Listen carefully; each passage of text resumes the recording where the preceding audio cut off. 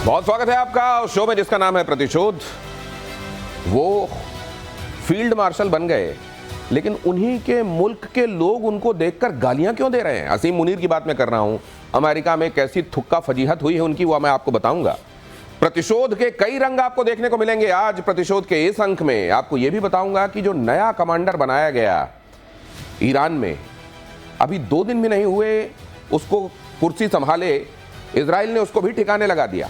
America के president बीच summit में क्यों चले गए कनाडा छोड़कर वापस अमेरिका, और क्या ऐसा है जो बड़ा होने वाला है?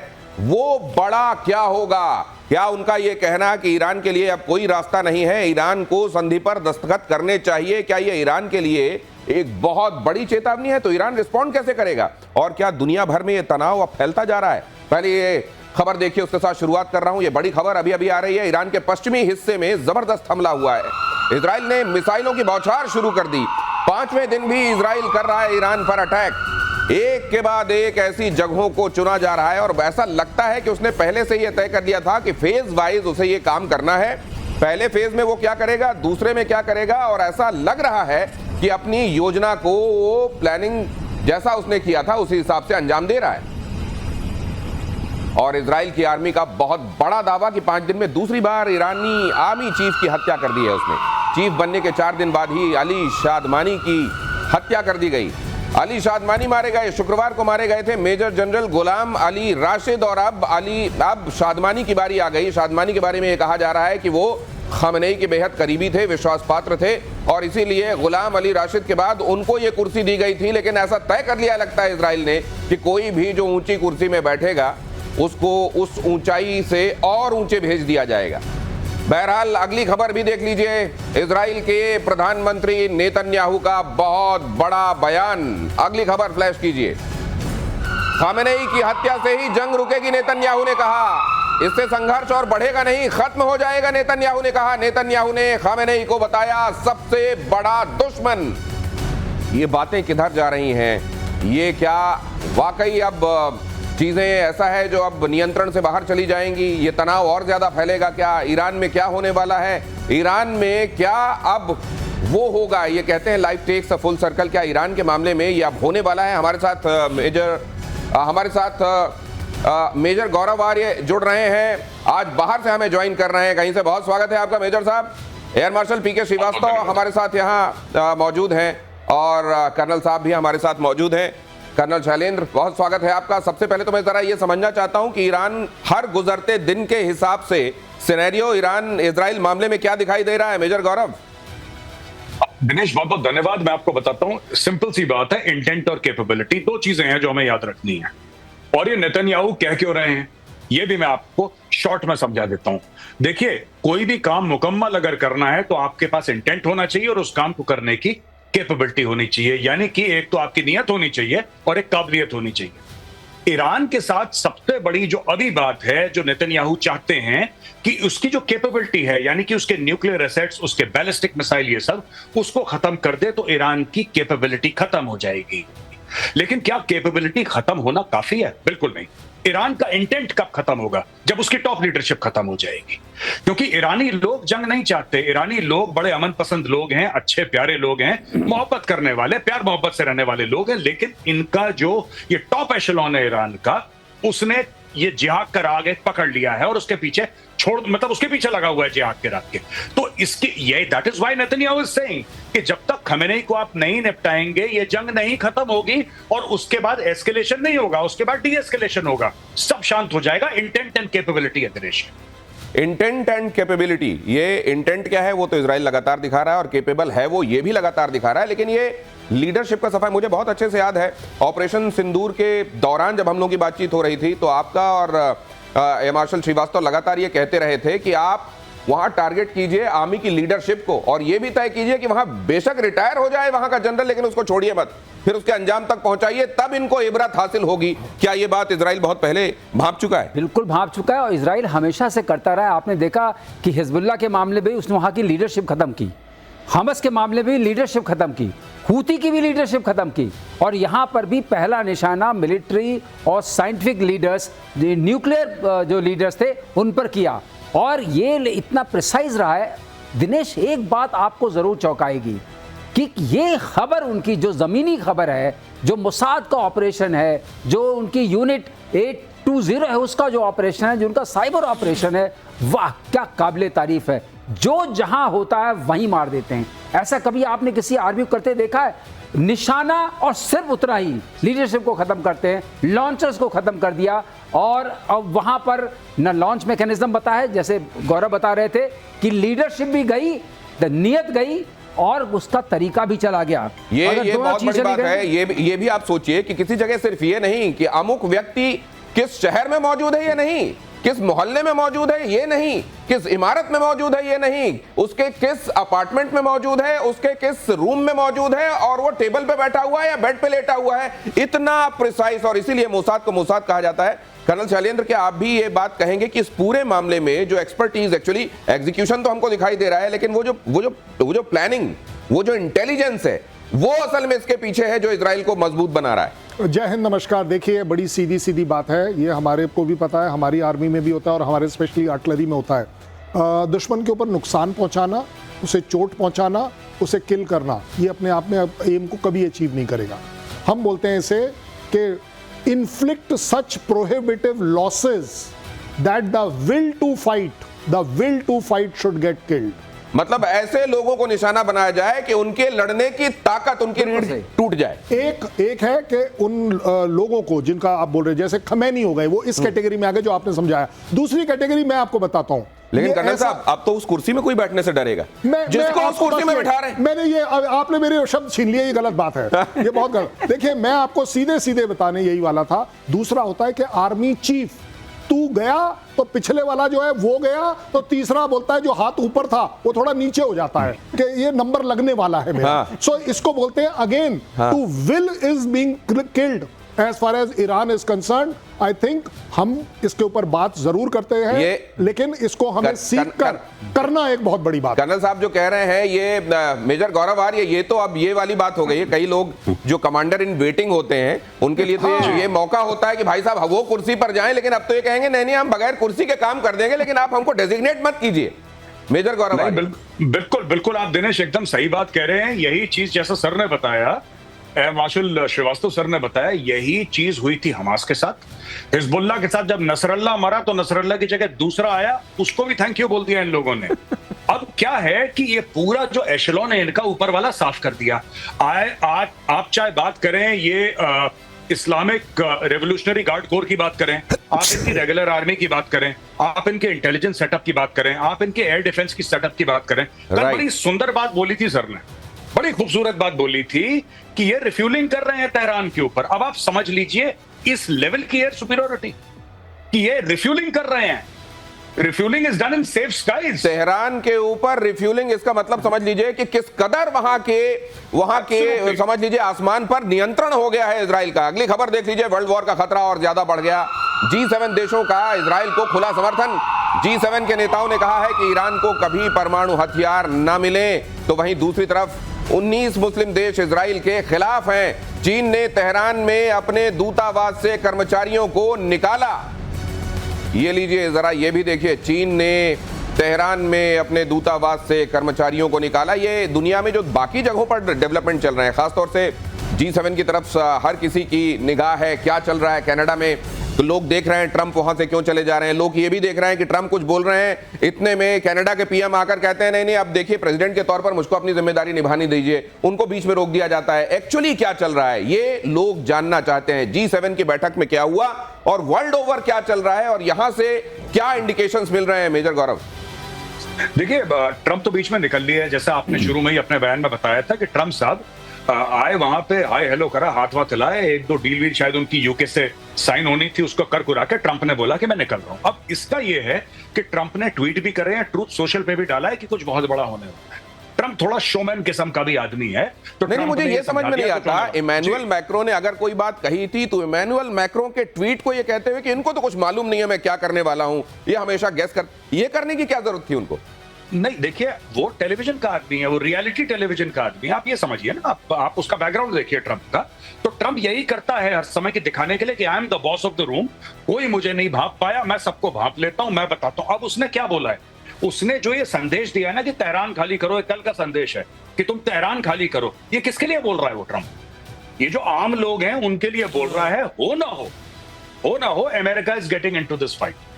अगर चीजें एक आध दिन में 48 घंटे के अंदर अगर चीजें उस तरीके से पटरी पे नहीं आई जैसे ट्रंप चाहता है, तो हो सकता है कि मैसिव बॉम्बार्डमेंट ऑफ तेहरान। और ये बात ट्रंप भी समझ चुका है, भली भांति परिचित है कि जब तक रेजिम चेंज नहीं होगा मिडिल ईस्ट में शांति नहीं आएगी। ये जो इकोनॉमिक कॉरिडोर की बातें कर रहे हैं कि इंडिया और ये पूरा इकोनॉमिक कॉरिडोर यूरोप का आगे तक मिडिल ईस्ट का ले जाने की बात कर रहे हैं, ये सब ख्याली पुलाव है। ईरान तो मना कर रहा है, कह रहा है मैं वो बंद कर दूंगा अपने पूरे सी लेन्स। मतलब आप भी यही कह रहे हैं कि खामेनेई के ऊपर अभूतपूर्व खतरा मंडरा रहा है, क्या आप भी यही कह रहे हैं? मैं आपके पास लौटता हूं। भयानक स्तर पर पहुंचा ईरान इजराइल युद्ध, G7 बीच में छोड़कर अमेरिका लौटे डोनाल्ड ट्रंप, जैसा हम आपको लगातार बता रहे हैं। ईरान के परमाणु कार्यक्रम पर रोक जरूरी है, यह ट्रंप ने कहा। तेहरान को फौरन खाली कर दें लोग, तेहरान को फौरन खाली कर दिया जाए। देखिए, पहले दिन जब इजराइल ने ईरान के ऊपर अटैक किया तो ट्रंप ने कहा नहीं, हमारा इससे कोई लेना देना नहीं।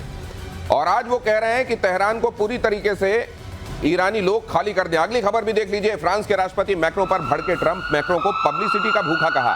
मैक्रो हमेशा गलत ही बोलते हैं, ट्रंप ने कहा। इमैनुअल मैक्रो पर ट्रंप ने कसा था तंज। ट्रंप के G7 बीच में छोड़ने पर कहा युद्ध रुकवाने अमेरिका लौटे ट्रंप। मैक्रो ने ये बात कही तो उन्होंने कहा कि देखिए, मैं सीज फायर के लिए लौट रहा हूं, मेरे पास कुछ दूसरे जरूरी काम है। उनको नहीं मालूम है, वो हमेशा गलत गेस करते हैं। पता नहीं उनको एक राष्ट्राध्यक्ष को यूं नीचा दिखाकर क्या मिला। लेकिन मैं अब इसको बड़े लेवल पर ले जाना चाह रहा हूं। ये कहना कि तेहरान खाली करो ट्रंप का, इसका इशारा क्या है?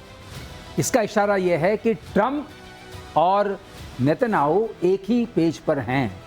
नेतन्याहू ने भी यही बोला था, तेहरान खाली करो, तेहरान खाली करो, और तेहरान खाली हो रहा है। तो पहली चीज होती है रेजिम चेंज से पहले जनता में एक विद्रोह का भाव सर, आपको बीच में रोक रहा हूं। हाँ। जब से नेतन्याहू ने कहा है कि टॉप डेथ टू अमेरिका कहने वाला और टॉप में ट्रंप का नाम रखने वाला है ईरान, तो तुम देख लो, तभी से सब कुछ बदला है लगता है। और उसने ये भी कहा कि मैं तो उनका छोटा भाई हूं, मैं तो नंबर 2 हूं, पहले आपको मारने के लिए आ रहे हैं। और ट्रंप को याद आ गई कि इलेक्शन से पहले उनके पर क्या आक्रमण हुआ था, तो ट्रंप ने कहा, और मैक्रोन की थोड़ी सी आदत है दिनेश, अगर कहें आप मुझे कहने दें, कि वो बोलते थोड़ा आउट ऑफ टर्न बोल देते हैं मैक्रो। हाँ, थोड़ा आउट ऑफ टर्न बोलते हैं। हर चीज में कहते हैं मैं समझौता करा दूंगा, मैं कूद पड़ते हैं। मतलब ट्रंप को ट्रंप जैसा कहीं कोई मिल जाता है, आप ये कह रहे हैं। तो वो थोड़ा हुआ, तो ट्रंप ने बताया हु इज द बॉस। अच्छा, ये समझ जाओ कि मैं बॉस हूं। अच्छा। और अब मैं जा रहा हूं, कोई सीज फायर कराने नहीं जा रहा हूं, मैं तेहरान खाली कराने जा रहा हूं। इसका मतलब क्या हुआ? इसका मतलब साफ है कि तेहरान के ऊपर अब बड़ी मुसीबत आने वाली है। और खamenei उधर वो कहते हैं, हमारे जो मेजर गौरव को जोड़ना चाह रहे हैं सर आपकी बात पर। जी, मैं बिल्कुल, जो सर की बात है मैं 100% एग्री कर रहा हूं। मैं सिर्फ ये बात एक जोड़ना चाह रहा हूं, सर ने बिल्कुल ये ठीक बात बोली है, सीज फायर से ट्रंप का कोई लेना देना नहीं। ट्रंप बार बार कह रहा है डील, और डील में क्या कह रहा है ट्रंप कि तुम्हारे पास न्यूक्लियर हथियार नहीं हो सकते। सिंपल सी बात है, तुम्हारे पास न्यूक्लियर वेपन्स नहीं हो सकते। न्यूक्लियर वेपन्स के साथ नेतन्याहू ने यह जोड़ दिया है कि तुम्हारे पास उसके साथ डिलीवरी सिस्टम्स भी नहीं हो सकते। तो ये सिर्फ न्यूक्लियर ठिकानों पर नहीं मार रहा है बम, ये इनके बैलिस्टिक मिसाइल के ठिकानों पर भी बम मार रहा है। कि एक तो न्यूक्लियर वेपन है, एक उनके डिलीवरी सिस्टम्स हैं, दोनों को बर्बाद कर दो। और यही ट्रंप भी चाहता है। They are on the same page. Sir ने बिल्कुल 100% बात बोली है, सही, I agree with him, they are on the same page. Benjamin Netanyahu ने यह बात कही है कि न सिर्फ उनके पास न्यूक्लियर हथियार नहीं होने चाहिए, बल्कि उनके पास ICBMs नहीं होने चाहिए, इंटर कॉन्टिनेंटल बैलिस्टिक मिसाइल नहीं होने चाहिए, वेक्टर नहीं होने चाहिए जिसको जो न्यूक को लेकर उड़े। अगली खबर देख लीजिए। प्रतिशोध में इस वक्त की बड़ी खबर, अमेरिकी राष्ट्रपति ट्रंप का बड़ा बयान। ट्रंप ने कहा हम सिर्फ सीज फायर नहीं, असली अंत चाहते हैं। ईरान के पास कभी भी परमाणु हथियार नहीं होने चाहिए। ये बड़ी बातें हैं जो चल रही हैं, और ये ईरान, मिडिल ईस्ट और वर्ल्ड ओवर जो चीजें हैं उनको किस दिशा में ले जाएंगी। आप इसकी मेगा पिक्चर क्या देख रहे हैं कर्नल साहब? नहीं, देखिए, बड़ी सीधी बात है कि अगर आप चीजों को इवैल्यूएट करेंगे तो आप ये जरूर पाएंगे, ट्रंप एक पार्ट बोलते हैं, नेतन्याहू दूसरा पार्ट बोलते हैं। अच्छा। ट्रंप ने बड़ा क्लैरिटी के साथ कह दिया। और मैं वैसे भी यूएस का इंटरेस्ट बता सकता हूं कि वो हमेशा है कि ईरान का न्यूक्लियर प्रोग्राम अगर इजराइल के बाद किसी के लिए है तो वो यूएस के लिए, इसलिए उसको नहीं होना चाहिए। इजराइल बोलता है कि आपके पास ये न्यूक्लियर प्रोग्राम नहीं, न्यूक्लियर चीज ही नहीं होनी चाहिए, चाहे आप एनर्जी के नाम से बात करें, चाहे किसी भी नाम से बात करें। और इसको आपके देश से बाहर किसी भी तरह की मिसाइल सिस्टम से ले जाना अपने आप में हमें एक्सेप्टेबल नहीं है। जैसे ईरान को यहूदी जमीन के ऊपर एक्सेप्टेबल नहीं है, तो इजराइल को किसी भी हालत में ईरान का कोई भी पार्ट अगर न्यूक्लियर है वो एक्सेप्टेबल नहीं है। उस न्यूक्लियर ऑब्लिक किसी भी तरह की आईसीबीएम को उसके देश से बाहर ले जाने की जो काबिलियत है वो भी एक्सेप्टेबल नहीं है, और दोनों के दोनों इसी बात पर एग्री कर रहे हैं। ईरान के सांसद महमूद नवाबियान की धमकी भी जरा देख लीजिए। उन्होंने कहा कि अमेरिका को निशाना बनाना बहुत आसान है, इजराइल पर हमला करना जितना मुश्किल है उतना ही ज्यादा आसान है अमेरिका की तबाही। उन्होंने कहा कि अमेरिकी सैन्य अड्डों, युद्धपोतों को निशाना बनाना आसान है। अब ये क्या बयान है और ये किस तरफ चलाए जा रहे तीर हैं मेजर गौरव? देखिए, ये गीदड़ भपकी है। आपने देखा था जिस तरीके से उनकी टीवी एंकर जो बैठी थी बीच में, हाँ, वो कह रही थी हम कभी नहीं झुकेंगे, हम कभी नहीं छोड़ के भागेंगे, बम गिरा भगली। हाँ, ठीक है। फिर थोड़ी देर के बाद उसको लोगों ने, पीसीआर ने बोला कि मैडम वापस आ जाओ, खतरा टल गया। फिर वापस आई मैडम, तो लोगों ने बोला बड़ी बहादुर है। देखिए, ये सब इनके बयानबाजी कर रहे हैं लोग। एक बयानबाजी आपको पता है पाकिस्तान ने भी करी थी कल, जिसके बारे में हम लोग आपकी शो में डिस्कस कर रहे थे। पाकिस्तान ने बोला कि हम न्यूक्लियर मार देंगे, फिर जब बोला अच्छा तुम मार दोगे, कह रहा मैं मजाक कर रहा हूं। तो ये सब देखिए, ये सब पूरी बयानबाजी है। इनको भी पता है। ट्रंप ने पहले दिन क्या बोला था, तुम्हें इजराइल के साथ जो करना है करो, अगर तुमने अमेरिकन एसेट्स या तुमने अमेरिकन पे हमला करा फिर देख लेना, तुम फिर देखना। और अगर ये करते हैं ऐसी बेवकूफी अमेरिका को छेड़ने की, तो इस बार ट्रंप और Netanyahu they are absolutely on the same page. कौन से सेम पेज है? Number 1, they will not have, Iran will not have any nuclear weapons और nuclear anything for that matter. अरे ईरान को तो पहला न्यूक्लियर रिएक्टर अमेरिका ने दिया था 60s में। 5 मेगावाट की जनरेशन इलेक्ट्रिसिटी के लिए अमेरिका सप्लाइड द रिएक्टर। उसको क्या पता था कि बाद में चल के वहां पे 1979 में रेवोल्यूशन हो जाएगा और ये जितने भी पागल हैं ऊपर आके ये सब लोग हथियार बनाना शुरू कर देंगे। That was never the intent. बहरहाल ये सीधी सीधी बात है। ये जाने वाले हैं बहुत जल्दी। ये जो धमकियां दे रहे हैं ना, दे आर ऑल गोइंग। ये सब के सब जाएंगे। आपने कहा मजाक कर रहा था वो आपने भोपाल से उठाकर दिया था। AQ खान गए भी वहीं से थे और वहां से हो सकता है वहां जब तक रहे सद्बुद्धि रही होगी, लेकिन वहां जाने के बाद तो वो क्या करने लगे आपको मालूम है। उन्होंने ये सीखा किसने? ये बड़ी बड़ी बातें बोलना क्या ये पाकिस्तान से ईरान गया, ईरान से पाकिस्तान आया, ये भी जरा बताइएगा। लेकिन इजराइल के अटैक से धुआं धुआं हुआ तेहरान। ये खबर देखिए, तेहरान के आसमान में चारों तरफ धुआं दिखा। इजरायली हमलों में अब तक 224 की मौत हो चुकी है। तेहरान में सबसे ज्यादा हमला कर रहा है इजराइल। तेहरान पहचानने लायक रहेगा क्या कुछ दिनों बाद? ये भी एक बड़ा सवाल है। ईरान के टीवी स्टूडियो पर इजरायली अटैक, जिसका जिक्र अभी मेजर गौरव कर रहे थे, न्यूज पढ़ते वक्त हुआ मिसाइल अटैक, और उस समय वो मोहतरमा यही कह रही थी हम किसी से नहीं डरते, और स्टूडियो छोड़कर भाग खड़ी हुई। इजराइल ने दी थी स्टूडियो खाली करने की चेतावनी। इजराइल ने पहले ही कहा था ये प्रोपेगेंडा, ये जो चैनल है यहाँ का, ईरान का, यहाँ पर ये प्रोपेगेंडा मत चलाओ। ये देखिए, ये जैसे ही वहां पर करीब एक मिसाइल गिरी, ऊपर से कुछ झड़ता हुआ सा दिखाई दे रहा है, उसके बाद मैडम चल नहीं वहां से, और कहते हैं पता नहीं, मेजर साहब ही बता रहे हैं कि थोड़ी देर बाद वापस लौटी। हाँ, ये वापस लौटी थी थोड़े समय के बाद। और ऐसा मैंने सुनने में आया है कि इसकी पाकिस्तानी मीडिया में बड़ी तारीफ हुई है कि देखो कितनी बहादुर हो रहा था। अब पता नहीं लौटी कि नहीं लौटी, वहां पे भी आप जानते हैं फेक न्यूज फैक्ट्री है। हाँ। लेकिन fact of the matter is कि ये सारे के साथ, ये देखिए ये भाग रही है। ये ऐसी करते हैं ये लोग, ये ऐसे ही करते हैं। पहले बड़ी बड़ी बातें बोल देंगे, हम तुम्हें नहीं छोड़ेंगे, हम बर्बाद कर देंगे, फिर किसी ने हल्की सी हूल दी, सब भगे वहां से। पाकिस्तानी तो ऑल्सो लाइक दिस। आपने नहीं देखा पाकिस्तानियों को? वो भी यही करते हैं, हम मार देंगे न्यूक्लियर मिसाइल टेल। ये वाला आर्ट किसने किससे सीखा है?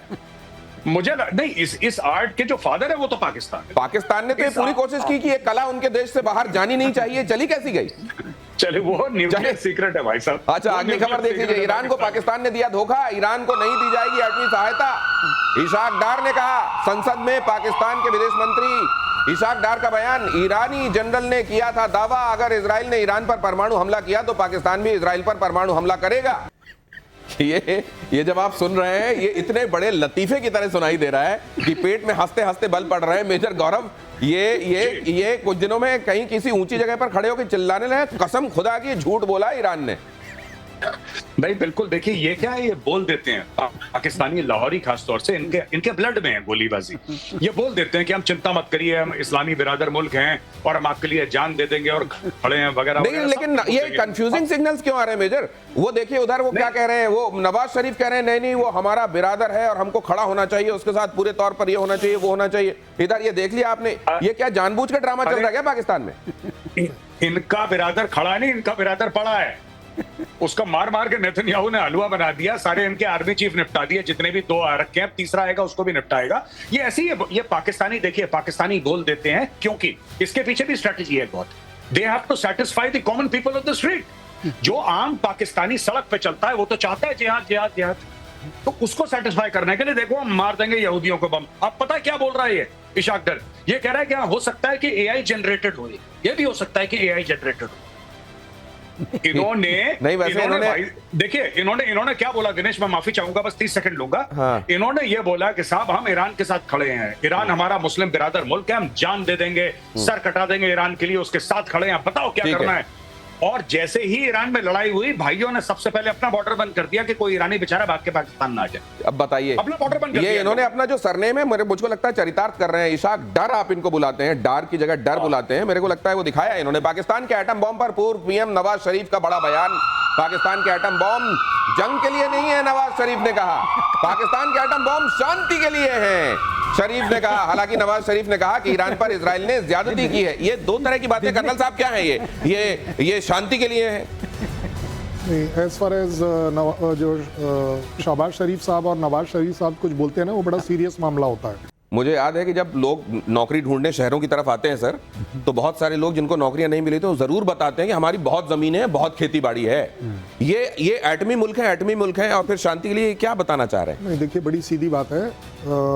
10 तारीख से पहले तो ये बड़ा एग्रेसिव बम था, हाँ, इस्लामिक बम था, हाँ, सब जगह अवेलेबल था, हाँ, हमास के लिए भी अवेलेबल था।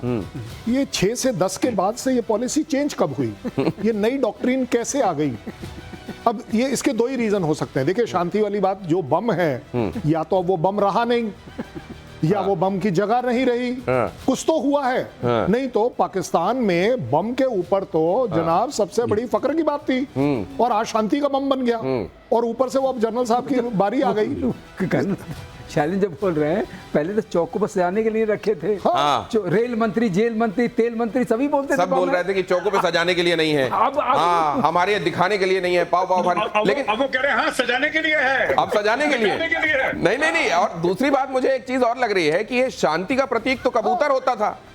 ये शांति हमारे बम शांति के लिए, मतलब क्या कबूतर रखे हैं क्या वहां पर? यही मैं कह रहा हूँ, बम कुछ नहीं, कबूतर है। सर तो कब से बोल रहे हैं, 1 महीने से सर यही तो बात बोल रहे हैं कि इनके चलने नहीं वाले फ्रॉड है सबका सभी। नहीं, मैं ये नहीं बोलना चाह रहा था, मैं ये नहीं बोलना चाह रहा था गौरव, मैं सिर्फ ये कहना चाह रहा था 6 तारीख से 10 तारीख के बीच में ऐसा क्या हो गया कि ये बम शांति का बम बन गया? हाँ, ये शांति का बम क्यों है? ये शांति पहली बार इवन नवाज शरीफ बोल रहे हैं कि ये शांति का बम है। उधर मेजर गौरव आर्य आपकी बात पर ताली बजा रहे हैं। अमेरिका में असीम मुनीर का जबरदस्त विरोध हुआ है, जरा देखिए फील्ड मार्शल साहब का क्या इस्तेकबाल हुआ है वहां। वॉशिंगटन में पाकिस्तान दूतावास के पास विरोध, पाकिस्तान मूल के लोगों पर विरोध प्रदर्शन। मुनीर को इस्लामाबाद का कातिल बताया, सुनिए, मास मर्डरर है, और वो एस्ट्रिक वेस्ट्रिक लगा के काम चलाना पड़ रहा है। आपको मालूम है कि वहां पर कोई गाली दी गई है। अब आप सोचिए असीम मुनीर, नहीं मैं बताऊं क्या गाली दी? नहीं रहने दीजिए, फैमिली शो है। लेकिन ये मेजर गौरव आर्य, ये पहले तो उसमें सुनाई देता है, ये आ रहे हैं फील्ड मार्शल असीम मुनीर आ रहे हैं, ऐसा लग रहा है कि बहुत इज्जत अफजाई की जाएगी, बड़ा उनको, और उसके तुरंत बाद ये शुरू हो जाता है और कहा जाता है कि मास मर्डरर हो तुम, वहां पर जनता की चलने दो, सेना की मत चलाओ। अरे साहब, ये जो इशाक डर जिसके बयान का हवाला दे रहे थे, उसको भी तो चोर चोर चोर चोर जब हो जाता है कहीं पे, हाँ, जब नवाज शरीफ जाता है उसको भी चोर चोर। ये सारे के सारे ऐसे हैं कि पाकिस्तानी इनसे त्रस्त हैं। इनको इंडियंस नहीं चाहिए कि इंडियन वहां पे किसी को जाके ट्रोल करे। पाकिस्तानी कहते हैं भाई आप घर पे बैठ के चाय पियो, हम बहुत हैं, हम संभालते हैं आसिम मुनीर को। ये आसिम मुनीर को खुले गरिया रहे हैं और आसिम मुनीर को खुला चैलेंज कर रहे हैं, और वो चुपचाप शीशे ऊपर करके, काले शीशे। अब देखिए, मैं कंपेयर नहीं कर रहा, पर दूसरे देश के जब लीडर्स जाते हैं या कोई बड़ा आदमी जाता है तो रुकते हैं, गाड़ी से नीचे उतरते हैं, पब्लिक से मिलते हैं, वेव करते हैं, फोटोग्राफ खींचते हैं, हाथ वाथ मिलाते हैं लोगों से कि आप हमारे इस्तेकबाल के लिए आए हैं। इसको तो गाली देने के लिए आए हैं, इसके वेलकम के लिए कौन आ रहा है? आसिम मुनीर के कोई भी नहीं आया, कोई भी नहीं आया। काले शीशे वाली गाड़ी में बैठ के भाई चुपचाप से बेसमेंट में चला गया है, और पाकिस्तानी इसको गालियां दे रहे हैं, मास मर्डर। और ये सारे के सारे पाकिस्तान तहरीक इंसाफ के हैं, क्योंकि इमरान खान को इसने जेल में डाल रखा है। So that is why the protest are happening. तो ये गए थे वहां पर, देखिए बड़े चौड़े होकर के हमको बुलाया गया है, और वहां पर अमेरिका के अंदर पाकिस्तानी जो मौजूद हैं वो अपने फील्ड मार्शल को किस तरीके से वेलकम कर रहे हैं, मैंने आपके सामने रखा। बड़े सैन्य ऑपरेशन की तैयारी में जुटा अमेरिका। अगली खबर, यूरोप में अमेरिकी सैन्य टैंक की हलचल बढ़ी। पूरब की तरफ तेजी से बढ़ रहे हैं टैंक और एयरक्राफ्ट। बड़े सैन्य ऑपरेशन की हलचल के तौर पर इसको लिया जा रहा है। बड़े सैन्य ऑपरेशन में क्या हो सकता है? यूरोप में अमेरिकी सैन्य टैंक, अमेरिकी सेना के जो टैंक हैं, जाहिर है नेटो की बात हम कर रहे हैं, पूरब की तरफ तेजी से बढ़ रहे हैं। क्या मतलब ये क्या थोड़ी और मदद दी जा रही है? क्या हो रहा है यूक्रेन को? मदद नहीं दी जा रही है। अब मुझे लगता है, मैं इसका दूसरा निकालूंगा दिनेश पहलू। अब ये लगता है कि सब दोनों पार्टीज थक चुकी हैं। इधर वाले थक चुके हैं कि मैक्रोन के ऊपर देखा आपने कैसा अटैक किया ट्रंप ने। तो इसका ये मतलब है कि मैक्रोन के साथ कोई ज्यादा वो चल नहीं रहा है। मैक्रोन ही कह रहे थे नहीं हमें जाना चाहिए, हमें मदद करनी चाहिए। 3 लोग इन्वॉल्व है ना, फ्रांस, जर्मनी और यूके। यही लोग चाहते हैं, यही चाहते हैं कि आप यूक्रेन को देते रहिए। ट्रंप ने कहा युद्ध रोको। अब ये जो मूवमेंट हो रहा है, ये सिर्फ ये हो रहा है कि ये बाउंड्री लाइन है, इसके अंदर मत आइएगा। शायद रशिया को भी बताया जा रहा है कि आप इसके अंदर मत आइएगा। लेकिन लोग तो ये सोच रहे थे कर्नल साहब कि ये असल में ब्लॉक, अगर किसी को लो ना ब्लॉक के तौर पर आप मानो तो केवल वेस्टर्न कंट्रीज हैं। क्या दिख रहा है वो ब्लॉक है क्या? नहीं, देखिए वैसे मैं आपको बड़ी जिम्मेदारी से बता रहा हूं कि यूरोपियन यूनियन कभी भी यूएस को लाइक नहीं करता। ये मैं आपको पर्सनल एक्सपीरियंस से बता रहा हूं और उसका प्रूफ दे देता हूं। दिल्ली में यूरोपियन यूनियन कम से कम मेरे साथ 5 कॉन्फ्रेंस कर चुका है और उसमें मेरी जिम्मेदारी सिर्फ ये होती है कि कोई भी यूएसए का बंदा अंदर ना आ जाए, और उसके अंदर जितने डिस्कशंस होते हैं वो सिर्फ इस बात पर होते हैं कि किस तरीके से यूएसए की दादागिरी उन्हें मंजूर नहीं है। तो डिफरेंस तो है और आज से नहीं है, काफी टाइम से है। और इसीलिए यूरोपियन यूनियन अकेला इंडिया की तरफ हमेशा देखता है, क्योंकि उन्हें मालूम है कि ये एक वो कंट्री है जो कि अपने आप खड़े होकर अपनी लकीर ऊपर कर कर बोलने को राजी है कि अगर यूएस तुम्हारे कहने से मुझे रशियन ऑयल नहीं खरीदना है तो मैं रशियन ऑयल खरीद रहा हूं। अगली खबर देखिए, इजराइल के साथ जारी युद्ध के बीच ईरान का बड़ा दावा। इजराइल का चौथा F-35 प्लेन मार गिराया। ईरान ने कहा तबरिज के पास इजरायली F-35 फाइटर जेट को मार गिराया। इससे पहले ईरान ने 3 इजरायली F-35 गिराने का दावा किया था। एक बात बहुत अच्छी कही थी एयर मार्शल पीके श्रीवास्तव ने, ये हवाई जहाज गिराने के दावे वो कर रहे होते हैं जो हार रहे होते हैं, जिनको अपना अंत दिखाई दे रहा होता है, उनको फेवर में रिजल्ट नहीं दिखाई दे रहा होता वॉर का। इसलिए हमने ये मार गिराया, वो मार गिराया, यहां मार दिया। ये छोटा छोटा बताकर किसी तरह अपने फौज का मनोबल ऊपर रखने की कोशिश करते हैं। असल में जो जीत रहा होता है वो तुझपुंजिये तरीके से नहीं बताता हमने ये मार गिराया, वो मार गिराया, इनका ये जहाज मार गिराया। ये एक बड़ा कंपैरिजन ये वाला भी है पाकिस्तान के साथ, मेजर गौरव आर्य। नहीं, बिल्कुल आप बिल्कुल ठीक कह रहे हैं। और देखिए, जब इजराइल ने ऑपरेशन करा, भारत आपने ऑपरेशन सिंदूर और ऑपरेशन राइजिंग लायन की एक और सिमिलैरिटी, बिल्कुल आपने जो बात करी उसी को आगे ले जा रहा हूं दिनेश। आप ये देखिएगा कि जब हमने पाकिस्तानी इलाकों पे, खासतौर से जो टेररिस्ट बेसिस थे, जब वहां पे हमने बम मारे थे तो पाकिस्तानियों ने उसका प्रूफ दिया था, हमें प्रूफ देने की जरूरत नहीं थी, राइट। इसी तरीके से जब इजराइल मार रहा है तो वहां पे ईरान करा रहा है और बोल रहा है कि हमारे आर्मी चीफ को मार दिया, दूसरा वाला था उसको भी मार दिया, ये IRGC के हेड को मार दिया, एयर डिफेंस के हेड को मार दिया। इजराइल बाद में बोल रहा है, पहले ईरान चिल्ला चिल्ला के बोल रहा है। तो ये आप बिल्कुल ठीक कह रहे हैं, ये इसका दूसरा पहलू ये भी है। और चुटपुंजी खबरें कि हमने उसके 2 F-35 मार दिया। अच्छा, उससे क्या होगा? मैं कह रहा हूं चलो मानते हैं तुमने मार दिया, जो कि झूठी खबर है, पर मान लो तुमने मार दिया। अच्छा, फिर क्या होगा? अगर तुमने F-35 मार दिया तो फिर क्या होगा? बेसिकली जो वॉर का पॉलिटिकल एम है, क्या वो पूरा हो रहा है कि नहीं? बिल्कुल। हथियार कल कोई बोलेगा जी मैं राइफल फायर कर रहा था, मेरी राइफल खराब हो गई, या तो दूसरा देश बोलेगा कि भाई हमारी बहुत बड़ी जीत है कि दुश्मन की राइफल खराब हो गई। ये कौन सी बात होती है? It's a weapon. एट्रिशन के बारे में हवाला वो देते हैं जो हार रहे होते हैं, वरना जंग का आउटकम क्या है उसके बारे में चर्चा होती है जीतने वाले की तरफ से। ईरान में मोसाद की ड्रोन फैक्ट्री का खुलासा आ रहा हूं सर। ईरान ने किया फैक्ट्री ध्वस्त करने का दावा। तेहरान और अल्बरोज में, ये मैं ठीक पढ़ रहा हूं, अल्बरज में 2 संदिग्ध गिरफ्तार। 200 किलोग्राम से ज्यादा का विस्फोटक यहां से बरामद हुआ है। 23 ड्रोन के पुर्जे, लॉन्चर, अन्य उपकरण। मतलब न तो वहां ऐसी जगह छोड़ी जा रही है जहां इन्होंने किसी तरीके की मिसाइल रखी है, न ऐसी जगह छोड़ी जा रही है जहां किसी तरह का ड्रोन रखा है, और बाकी जगह जहां न्यूक्लियर वाली बात हो रही थी उन जगहों का क्या हाल किया है उसने भी। मतलब क्या ईरान आज से 10 दिन बाद, 15 दिन बाद क्या देख रहे हैं एयर मार्शल साहब? देखिए, ईरान 10 दिन से पहले ही घुटने टेक देगा, उसकी बातचीत चल चुकी है दिनेश। अच्छा। ये जो 4 रफाल और 4 F-35 मारने की बात हो रही है ना, हाँ। आपने उसके बाद क्या देखा था? हाँ। उसके बाद सरेंडर देखा था। सरेंडर देखा था ना? सरेंडर देखा। तो वही ट्रंप का कॉल आएगा, सब जगह गुहार लगा रहे हैं कि भाई युद्ध बंद कराओ। चारों तरफ गुहार लग रही है। और ये F-35 तो ये किस सूरत में होगा? क्या ईरान ये कहेगा लाओ हम दस्तखत करते हैं? दस्तखत करेगा? कर्नल साहब देखिए ऑलरेडी ईरान ऑफर कर चुका है यूएस को कि हम आपके साथ बात करने को तैयार हैं। ऑलरेडी स्टार्ट हो गया। और उसने ये भी कह दिया है कि हम न्यूक्लियर डील सर आगे बड़ी ब्रेकिंग इंतजार कर रही है। रुकिए आता हूं आपके पास। ईरान इजराइल युद्ध को लेकर बहुत बड़ी खबर। ईरान चाहता है कि ट्रंप करा दे ceasefire. Qatar Saudi Oman से लगाई गुहार। ईरान के राष्ट्रपति मसूद पेज़ेशकियान ने कहा ट्रंप से कहो नेतन्याहू को समझाएं। आ गए, बिल्कुल सही कह रहे हैं आप। आ रहे हैं सीधे सीधे समझाओ वाली बात में। ये अगली ब्रेकिंग लगाइए। नेक्स्ट लगाइए। एफएटीएफ ने पाकिस्तान की कसी नकेल।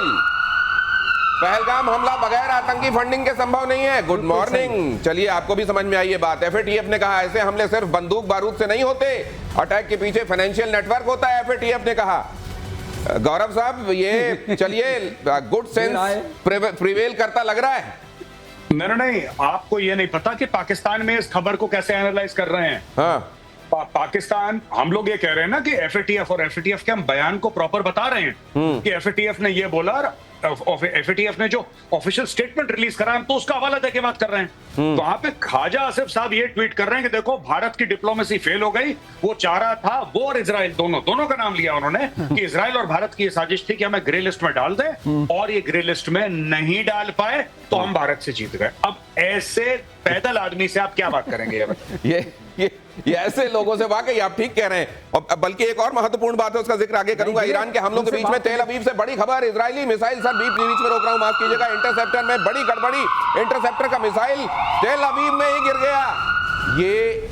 ये देखिए, यहां पर वो तस्वीर भी आपके सामने रख रहा हूं। तस्वीर देखिए और ये खबर देख लीजिए। एक बार फिर से आपके लिए दोहरा रहा हूं। ईरान के हमलों में के बीच तेल अवीव से ये खबर है। इजरायली मिसाइल इंटरसेप्टर में बड़ी गड़बड़ी। इंटरसेप्टर का मिसाइल तेल अवीव में ही गिर गया। मतलब वो जो काउंटर चलाया था इधर से, वो बीच में ही गिर गया।